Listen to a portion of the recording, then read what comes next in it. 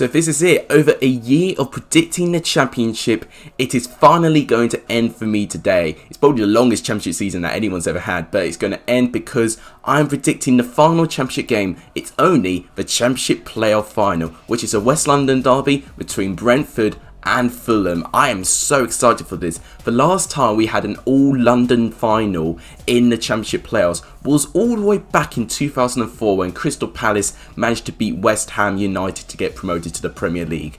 I'm anticipating this game to be very, very tight. If you've got a correct score prediction, your comment will be included on the screen right now. Well done, Scarlord, and well done, Joshua Frew. You got the Brentford and Swansea game right. If anyone's taking the biggest L, it's me, because I actually got a correct score prediction. I got the Cardiff game correct, finishing Fulham 1, Cardiff 2. But I forgot to comment on Ben HD's video, so I'm taking the biggest L out of all of this. If you guys like what you see, please make sure you do give this video a like, it's tremendously appreciated. Please subscribe to the channel if you haven't done. We want to get to 1,000 subscribers as soon as we can for this dream collaboration. All that would really make my day. And please share the video to your friend or to any football fan as you can. All that would really make my day. But without any further ado, for the final time, let's predict what will happen in this championship game. So the championship final is official. It's going to be against Brentford and Fulham, two West London clubs, which as a Chelsea fan, I'm a bit upset that one of them is going to go up to the Premier League, but it will be interesting to see who Chelsea will need to keep their eyes on next year.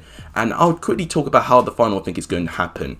In a championship playoff final, you don't see many goals. You see both teams being very cagey. You know, the prize difference for the winners and the losers is absolutely gargantuan. So you're not going to see a lot of the teams being so adventurous and trying to do anything wrong. In the past 6 playoff finals, there's only been 2 games where there's been more than 2 goals in the game, which was last year's one between Aston Villa and Derby, and also in 2014 when Norwich beat Middlesbrough by 2-0.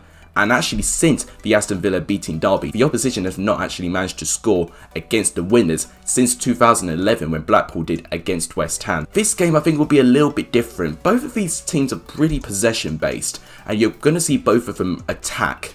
What I would easily see, I think Fulham would definitely dominate possession a lot more than Brentford will.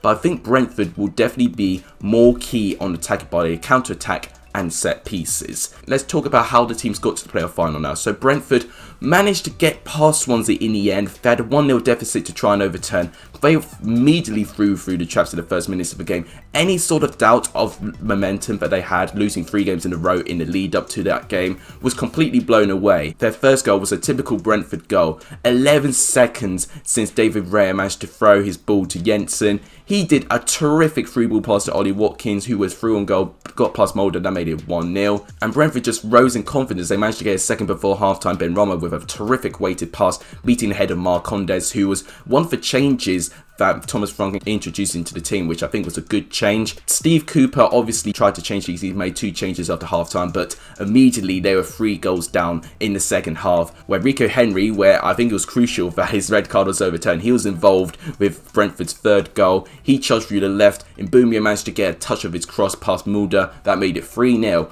And they had a bit of a scare. Pontus Jansson took his eye off the ball a bit too long. Brewster managed to lob it past Raya, a really good goal actually. It made it 3-1, it was a bit nervy, but Brentford did hold out very, very well. And both teams had so many chances to win. Connor Roberts forced a fantastic save out of David Raya. Side Ben Rama was unlucky he didn't score, honestly. He was the only one of the BMW that didn't score. He hit the post twice, one of them being a terrific save by Mulder, especially in the first half. But overall, Brentford are not going to care that they had a bit of down with them. They're through to the playoff final, and they will especially be proud for that they were behind in this game. But in the playoff final, they all know they only have 1 chance to go through. So if they want to try and go through, they've got to make this game count. As with Fulham, the direct contrast between the 2 legs is quite extraordinary. They're absolutely terrific against Cardiff in the first leg, especially in the second half, where they chased a few tactics. They were dominating Cardiff. They were really putting them under pressure, winning every second ball, scoring from their set pieces. I mean, Cabana's free kick was absolutely incredible. And of course, Josh Onoma with his style quality, rivering through about 4 defenders to score his goal. But then the second leg, it was a much tighter contest, as I correctly predicted. Cardiff took a very early lead, following Curtis Nelson Nelson managed to win a header from a Joe Wall's corner. Maybe Rodak could have been a little bit stronger and more commanding, but the defence as well was a bit more static. You could question both teams' defences in both goals actually, because Fulham equalised 28 seconds later. Bobby Reed had about 4 players on him, but none of them actually pushed him. He managed to square an easy pass, and Neeskens Cabana, who I already predicted would score for Fulham actually, managed to get the equaliser only 28 seconds later from Cardiff's goal. A terrific response, although you just had this feeling that the next goal was going to be very, very crucial. And Cardiff, you have to give them so much credit. They had a terrific performance in this game. They restricted Fulham from scoring again because they knew if Fulham scored again, it would have been game over. And actually, they did one better. They actually scored the next goal. Lee Tomlin in the second half. Mendes Lang had a terrific shot, who I did predict would score. Rodak made a great save, but Tomlin managed to tap it in, and Cardiff actually held on for a 2-1 win. And they were pushing for a win. Robert Glatzel had a chance in the final minute of the game where, if he had a better touch, probably could have scored, but unfortunately he hit it off the target. But Cardiff have Alex Smithies to thank to be in this game. His goalkeeping performance alone has been absolutely incredible. I just finished recording my video of my championship team of the season, and honestly I'm actually thinking of putting him as my substitute goalkeeper after that performance. It was absolutely incredible. Fulham, despite not playing well, they still got through to the final, and I think what was important for what Scott Parker realised, they knew the performance wasn't really good, but a new side out of Fulham was that they managed to hold on to the result. They restricted Cardiff to scoring another, and you would have seen in the past that Fulham are not very good at restricting teams, but they managed to do so. I mean, in the first leg they did so well. Cardiff's strength is obviously set pieces. Cardiff didn't have a single corner against Fulham in the first leg. In the second leg, however, Cardiff were relentless. They kept throwing long throw-ins, set pieces, free kicks, and that is going to be Fulham's weakness, and it's set pieces, which actually really surprises me. So now getting into this game, what I think is going to happen. Brentford's strength is obviously that they're a very versatile team, and thinking of the starting 11, I think pretty much every player cemented their place. Obviously left back could be an option because you can either have Dalsgaard or just De Silva in that option. I think with the two centre backs of Ethan Pinnock and Pontus Jansson, I think they're going to stay there. Rigo Henry, I think, will also stay in that right back position. In the midfield, I think you keep Norgard and then potentially Jensen in that position. Then the front three is not as guaranteed. You could have BMW, Mbumio, Benrahma and Watkins, but you can also have Desiree potentially. You can also have Marcondes up there as well, but he's versatile as well. He can play in defence and he can play up on attack as well. As with Fulham, they've pretty much cemented their place as well. The one question mark is Mitrovic. Is Scott Parker going to start Mitrovic in this game? I mean, he didn't start him in the first 2 legs, and I think Mitrovic would have been exactly the player that Fulham have needed for Cardiff in the second leg, especially with their set pieces, because Mitrovic not only is a good attacker of the ball, but because he's tall, 6'3", he could be a very important player to actually head set pieces away as well. So Mitrovic does contribute a lot in attacking and defensive wise. I think Scott Parker does need to consider putting him back in the squad, as well as Bobby Reed has done, and in fact getting the assist of Fulham's only goal again.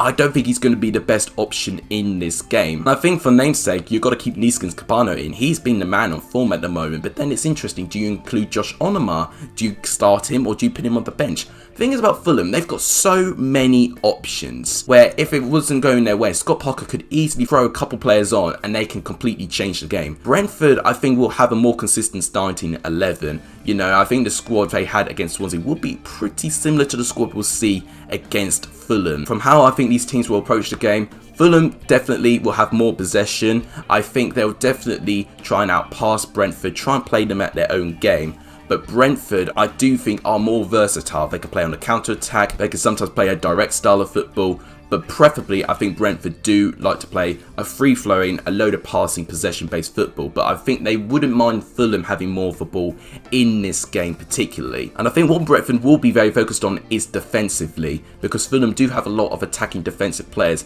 and I think both need to seriously drill their defences. Like, if Fulham were as poor as they were against Cardiff, I think Brentford could run away with this. In the playoff final, you do tend to see two very tight defences going against each other, because you don't want to see one team putting a wrong step at any place, but it's going to be impossible to keep a perfect performance, and eventually you're going to get a winner. Brentford could get the confidence that they've played Fulham twice and have beaten them twice as well, and have kept 2 clean sheets playing against Fulham as well. To keep a clean sheet against Fulham is really difficult since they're such a free-flowing team. In Griffin Park, they beat them by 1-0 and Mbumio getting the only goal again, and obviously they recently played each other in Craven Cottage in the first game of a restart. Fulham actually started well, and in fact both games Fulham started quite well, both hitting the crossbar in both of the games, but Brentford do allow their football to take over, and eventually they find gaps in Fulham's defence and they capitalise with the pace that they have going forward. And I think that's going to have to be a similar game plan of what Thomas Frank is going to have to do with his Brentford side. As a prediction, I'm really stumped with this one because I really do not know what to predict. I could even see this being 0-0 in 90 minutes, which you wouldn't associate since in fact these are the top 3 goal scorers in the league. So I really don't know what to go with. I think one team will edge it, and I think it'll be by a 1-0 margin. But which team? I mean, Fulham's team does have more championship experienced players. They've got Tom Kearney, and of course they've recently played in a championship playoff final where they beat Aston Villa by 1-0 with Tom Kearney getting the only goal in that game. Brentford, on the other hand, do not have a lot of experience in this playoff final. Ollie Watkins does have playoff experience with Exeter. I mean, that most of that experience will probably be playoff loss following their poor record in the playoffs. And Brentford, out of all 8 appearances being in the playoffs, they've never won a playoff campaign. So despite Brentford probably the better squad right now, stats would say that they are the underdogs going into this game. So, I don't know. I really don't know what to predict. The final championship game of the season, which is probably the most difficult one I'm ever going to predict. I think I'm going to edge Brentford to end their curse and get to the Premier League. I'm going to say a 1-0 victory to Brentford, and I think it'll also be from a Said Benrahma penalty, I'm calling it. FIFA has actually predicted that Brentford will go through to the Premier League as well. It ended 0-0 in 120 minutes, but Brentford win 4-1 on penalties. Wow. If it were to be a penalty shootout in a playoff final, it would be amazing. The last time we had that was when Huddersfield beat Reading on penalties to get into the Premier League. So, oh man, I'm so excited for this game. I think 1-0. Make sure you comment your predictions in the comments down below. Before I end the video, I'm going to quickly predict the FA Cup final, Arsenal and Chelsea. Now, with my team Chelsea, obviously we finished 4th place. Arsenal have finished 8th place, but this is an important game for Arsenal because if they win this game, they'll get some European football. Now, this could almost be a repeat to last year because if you remember in Baku, we beat Arsenal by 4-1. Chelsea already secured Champions League football, had nothing to play for apart from a trophy. Arsenal had to beat Chelsea to try and get into the Champions League. They obviously failed and buckled under pressure. But at Wembley though, Arsenal have a very strong record against Chelsea. But Chelsea can take confidence that they've not lost to Arsenal in both occasions playing under Mikel Arteta, where I think they have improved. But results under Mikel Arteta in cup competitions have been very, very encouraging. You know, they beat Liverpool, they beat Manchester City. They could easily beat Chelsea. But Frank Lampard does love his trophy, and I think he'll really make sure that Chelsea go for it. But I've learnt, if I want to get Chelsea a win, I've got to predict the opposite of what I want. I'm going to say Arsenal get a 2-1 home victory. But obviously they actually managed to get that last time when they played against Chelsea in the FA Cup final. They beat them by 2-1 under Antonio Conte. It could easily happen, but hopefully maybe if I'm predicting Arsenal to win, then Chelsea will win instead. Let me know what you think will happen in this game in the comments down below. But that's it.